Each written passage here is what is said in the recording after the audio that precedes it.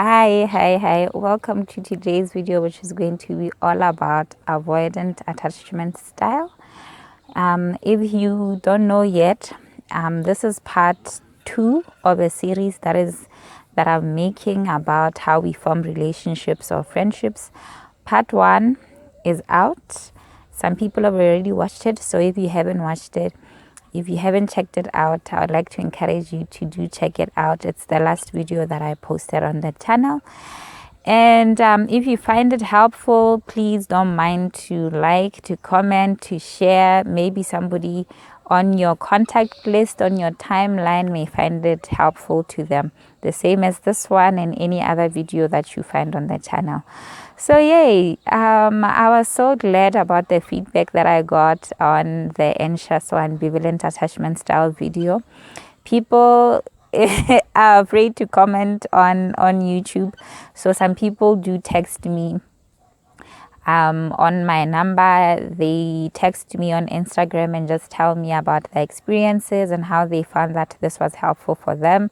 Some were parents saying, you know what, I actually do that to my child and I didn't realize that this could be harmful for them in the long run. And other people are like, I don't know how I was when I was a child or what my relationship with my parent was as a child, but I can really identify with how I am now because I think that I could be anxious or ambivalent, or my attachment style could be that.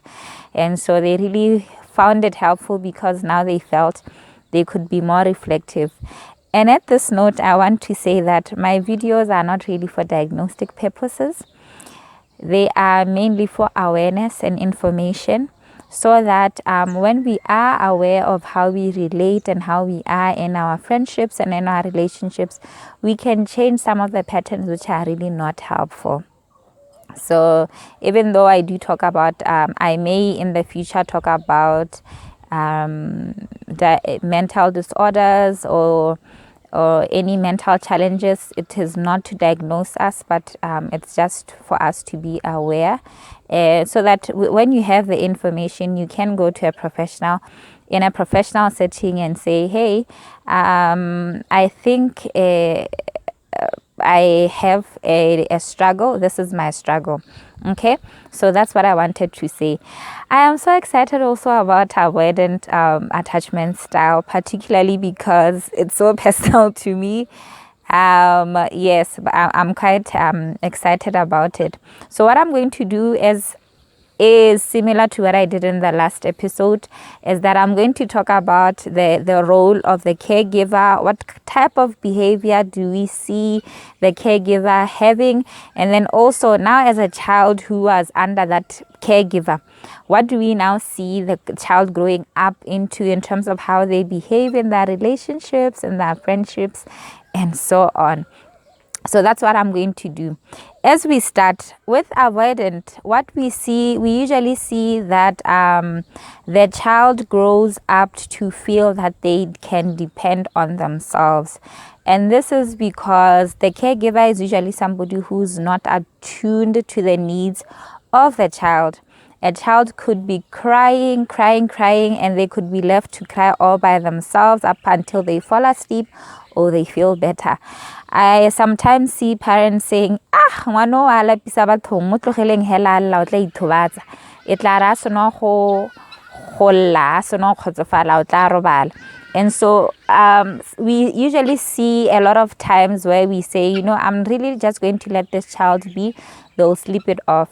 And so when we consistently do that, this child feels that, I need to fend for myself. I need to look out for myself because there's no one who's going to meet my needs.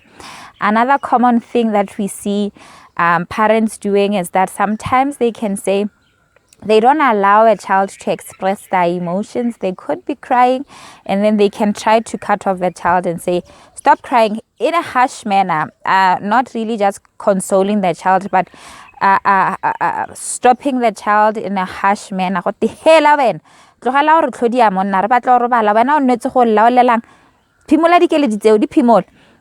it's a child who, for my non-Setswana speaking audience, is just basically to, not being warm towards a child when they're crying. You don't want to find out what their needs are. So if they are crying, then you want to rudely stop them and say, no, you shouldn't cry. Why are you crying?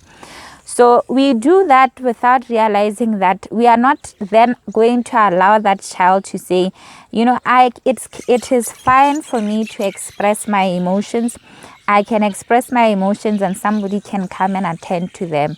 So later on, we see this child not talking about their feelings, not talking about how they feel, and we are surprised to why is this child behaving like that? And that is because it could be a behavior that they learned during the first 18 months of their lives, where they felt, even if I was to express and to cry about my emotions, there's absolutely no one in this world who's going to carry me, who will be able to support me. So then this child feels that, I don't need to express them. Now, this child is all grown up, they're in friendships, they're in relationships. How do they become? So this is your strong girl. This is your strong friend, the friend who is usually the one who's the strength in the relationship.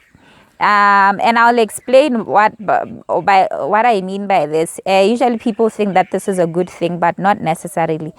Our strong friends, they're usually those friends who never tell us what their issues are.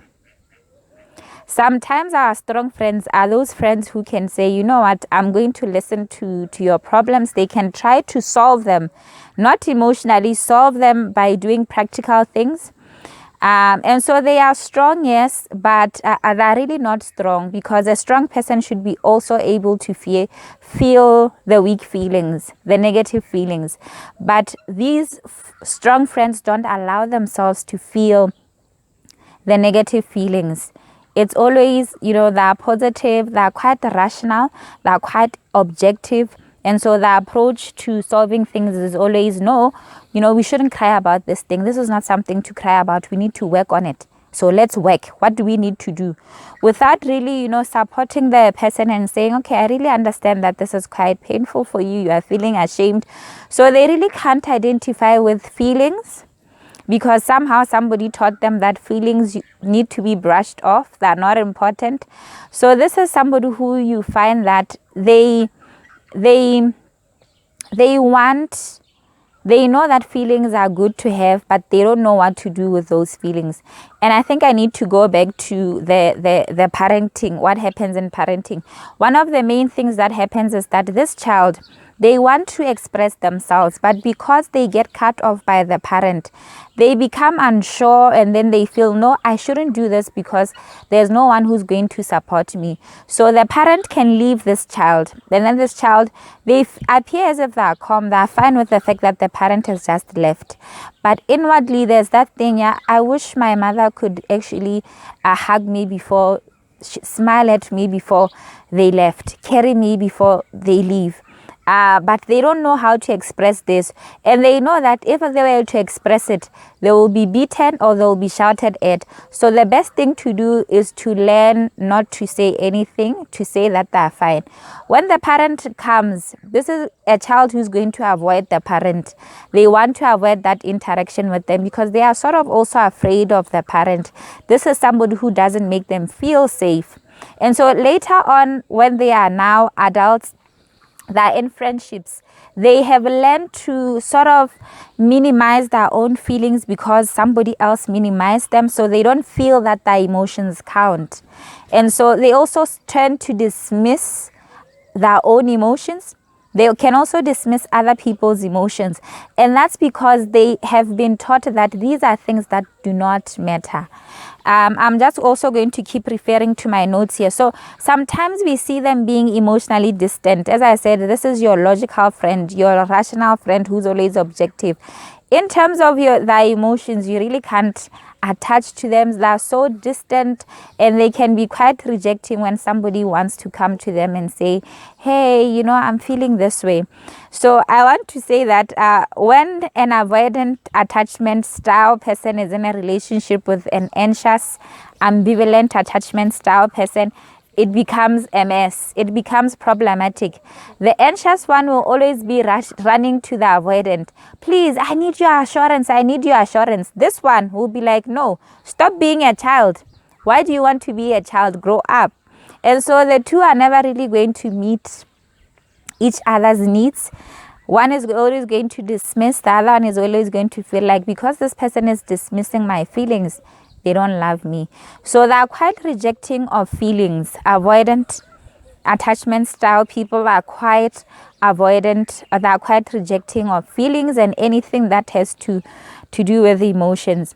And then the other thing is that when now this person, let's say that in any relationship really, they really become so afraid of intimacy and they feel trapped by it, where they feel, I really don't think that I can, I think there's a lot, what's happening? I keep feeling stuff touching me. Maybe it's because I'm under this tree.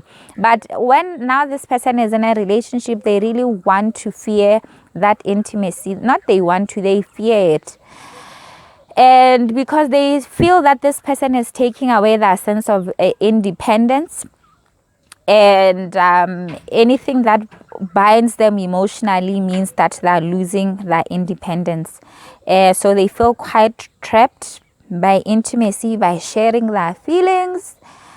They just feel it's too much. They feel cornered when they have to share stuff. They feel that, no, this person is really trying to corner me into this relationship. They want to corner me in being here, and I don't want to be trapped. Okay. And then the other thing is they don't depend on anyone. So the reason why this is so is because this is somebody who learned from a young age that there is no one who is strong enough to hold me. I'm crying, there's no one who's coming to my rescue. So I think my feelings are so deep that I don't think anyone can understand them. So if I'm crying, it's only me who can wipe away my tears, no one else. And so they don't know how to depend on anyone. They do wish, I wish I could find someone, but it's quite tough for them. It's quite hard for them to find that person and say, I fully depend on you. Or I depend on you somehow. I lean on you. You are the person that I run to when I'm feeling quite sad. I know that you can make me feel better. They don't like talking about their emotions. So you can talk about how you are feeling. If anything, if you force them to talk about how they're feeling, they'll rationalize everything. So everything will have to be intellectual for them. And that's because... Okay. Sorry. I'm in a place that's quite disturbing. So before that, I was saying that this is somebody who they don't like talking about their feelings, and if they do, they're going to make it intellectual. So if you force them to talk about their feelings, then it's a matter of, okay, let me put it in an intellectual manner so that at least it feels like we're talking about our feelings, but in actual fact, I'm not talking about my feeling. I'm rationalizing everything. So you find that they also they avoid conflict. Unlike the anxious and ambivalent, this is, remember with the anxious, they like conflict in a way, because after that conflict, it gives them a reassurance that, you still accept me, you still love me. With this ones, it's like, I don't want any conflict, because I know in conflict, we are going to have to talk about our feelings. Or there's going to be that intimacy afterwards. You are going to have to hug me. You are going to have to say you're sorry, you really appreciate me, and they don't want that. Remember, it's not in all instances that everybody who's avoidant will be like this. Some things will be relevant to some people, not to all, okay? But they really want to avoid that conflict because they know that afterwards it may have to bring a sense of closeness. And they want to be close to someone, but they don't know how to be close. So they somehow feel they don't want to be close to someone, they're afraid to be close to someone. But sometimes when you really corner them, they can become quite explosive, where if it's in a conflict, let's talk about our feelings. They will talk about their feelings, and it will really be in a harsh manner where they feel, you know what, there's no relationship that I'm building here. So even if we were to talk about our feelings, that's fine, but I'm not really bothered about how we fix our relationship afterwards. Let me give you my raw emotions. And then they give you the worst, the rawest of all emotions, because somehow they don't know how to build conflict. They don't know how to resolve issues. Okay, so for them it's like, it's either we resolve this rationally. If it's emotionally, we are done for with this relationship. And then the other thing is that when there's a crisis, the best people to deal with a crisis, you know why? There is no sense of emotion that they are involved in. So this is the person who won't panic. When the anxious one is panicking, this is what's happening. This one will be like, no, are you saying there's a fire? Oh, okay. When there's a fire, what do you need to do? Close all the windows. Let there be no space for oxygen, because oxygen is the one that fuels the fire. Whereas with the anxious attachment, it's like, oh my goodness, I don't know what's going to happen. Okay, so with them, it's like they're the best people to really solve a crisis, because they remain so objective, so rational, and they don't attach to their emotions. And I want to say that, emotions are quite important for us. Sometimes we feel negative emotions, sometimes good emotions. When we don't know how to bring it to a balance, that you don't feel too much of the good and too much of the bad, but there's a balance. When we don't know how to do that, it becomes quite problematic, because it means you are either on the one end, and we can't operate on either. We need to be in a place where we are able to return ourselves back to the center. So even though they are quite rational and quite objective in dealing with crisis, I mean, after something that is emotionally taxing or that is harmful, we need to be able to come back and to regulate our emotions and center ourselves. But now with avoidant, it means that, they never really attach to their emotions. And so a lot of times it may feel like they are really not self-aware, because they don't also get to reflect on themselves, on how they're feeling. And when you are not aware of yourself, it becomes difficult to know how to resolve things such as conflict. Because as I said, conflict is something that is bound to happen. So when you are quite avoidant, unfortunately, the worst thing that's going to happen is that in a conflict situation, you are going to come full guns out, blazing. And you are going to say, I am ending this relationship because it's too much for me to handle. And then unfortunately, we find ourselves having lost friendships, having lost relationships that could have been beneficial for us, because we didn't know how to manage any of that. We didn't know how to solve a conflict, how to say, this is how I feel about my emotions. This is how I feel about what you said to me. So that is it. I am going to do the other part, and then which will come out in the next week. So thank you so much for joining me today. Remember, if you like it, if you enjoy, if you want to ask a question, if you want to comment, please feel free. The comment section is open, but of course, if you feel you're not comfortable with that, that's also fine. I just wanted us to be aware in our relationships, so that we can better ourselves, how we relate, how we feel close to someone, and also how we solve the conflicts that we encounter in those different types of relationships. So I'll see you in the next week. Goodbye.